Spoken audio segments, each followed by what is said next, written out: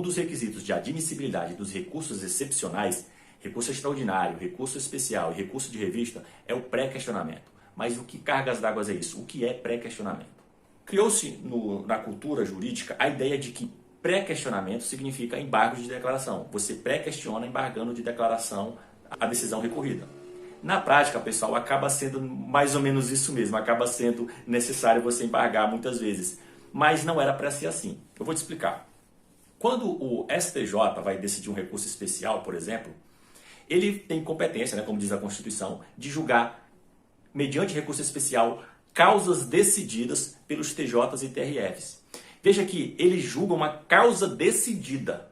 Vale dizer, para que o STJ analise uma questão, é necessário que antes o TJ ou o TRF, o Tribunal Recorrido, tenha analisado essa mesma questão. Isso é o pré-questionamento, é uma análise prévia pelo Tribunal Recorrido. Ele analisou a primeira causa, analisou aquela questão e depois o STJ vai ver se aquela decisão está correta. Não cabe ao STJ, STF, TST, na sua competência extraordinária, analisar primariamente aquela questão. É necessário que ela tenha sido previamente decidida, por isso, então, isso é o pré-questionamento. Suponha que você vai ao TJ alegando que o seu recurso deve ser provido com base no fundamento 1, 2 e 3. O TJ simplesmente não fala nada sobre o fundamento 3. Você vai poder depois recorrer para o STJ alegando esse fundamento 3? Resposta, não, porque o fundamento 3 não é causa decidida, não foi apreciado pelo TJ. E é aqui que entra a questão dos embargos de declaração. Olha só como é que acontecia sob a égide do CPC de 73. A parte levava ao TJ o fundamento 1, 2 e 3. E o TJ simplesmente não falava nada sobre o fundamento 3. A parte, então, opunha embargos de declaração, apontando a omissão para o TJ e pedindo que ele suprisse. TJ, você esqueceu de falar sobre o fundamento 3, fala, por favor. E o TJ simplesmente, mais uma vez, se mantinha omisso e não falava nada sobre o fundamento 3.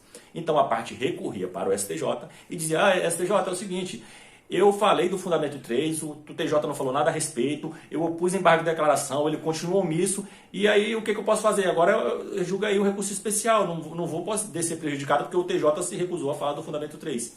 E o STJ, ele admitia esse recurso, o STJ dizia, meu amigo, azar seu, eu só julgo causas decididas, o TJ não decidiu essa questão 3, então azar o seu. Mas, pelo menos, o STJ, ele dava provimento aos embargos e mandava o processo voltar para o TJ para que ele apreciasse o fundamento 3.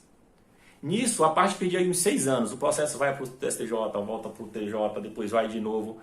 E aí eu pergunto, e quem se importa? Resposta, o parlamento. Felizmente, pessoal, o parlamento, apesar de todos os seus defeitos, ele tem sido camarada com a advocacia. Pelo menos aí o parlamento merece aí aplausos pela sua postura de sempre buscar tutelar os interesses dos advogados. E na verdade, ao tutelar os direitos do advogado, ele está tutelando os interesses da sociedade, né? Os advogados nada mais são do que representantes das pessoas que precisam de acesso à justiça. Então o CPC, para acabar com essa injustiça da máxima vênia, disse o seguinte, olha, se o TJ se mantiver omisso, o TJ, o TRF, tanto faz, se mantiver omisso e a parte opuser embargo de declaração, olha, você não falou do fundamento 3, e ele continuar omisso, considera-se pré-questionado, é um pré-questionamento ficto. Então o STJ vai ter que sim analisar o fundamento 3 nesse exemplo.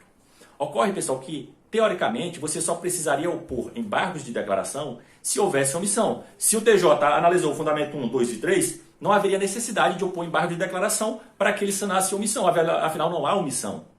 O problema, pessoal, é que o STJ, na verdade os tribunais de superposição, têm uma jurisprudência muito defensiva. Eles fazem de tudo para deixar de conhecer de um recurso. Para o teu recurso chegar ao STF, ao STJ, é muito difícil mesmo. Então, muitas vezes o TJ até aborda a questão, mas não fica tão claro assim que ele abordou. Então, a pessoa acaba sendo forçada a opor embargo de declaração até por uma questão de cautela. Infelizmente, isso acaba atrasando o processo, mas acaba sendo quase que uma exigência opor embargo de declaração, porque senão o STJ vai dizer que não foi pré-questionado, que o TJ não abordou a questão. Então, é complicado. Eu lembro que uma vez eu participei de uma capacitação com um grande jurista, né, o procurador aqui do estado de Mato Grosso do Sul, que atua no Supremo Tribunal Federal, e ele estava dizendo, sempre opõe embargo de declaração. Aí eu fiz um questionamento. Mesmo que não haja omissão, ele disse o seguinte, olha, se ficar muito claro, mas muito claro, que o tribunal realmente abordou a questão, aí tudo bem, mas se houver qualquer dúvida, qualquer possibilidade de se considerar que ele não abordou, embarga de declaração. Infelizmente é assim, mas é o jogo, a gente tem que dançar conforme a música. E aí, o que você achou? Ficou alguma dúvida? Peço que curta o vídeo, compartilhe e nos ajude aí a divulgar o conhecimento jurídico. Bons estudos e sucesso na sua atividade profissional. Até mais!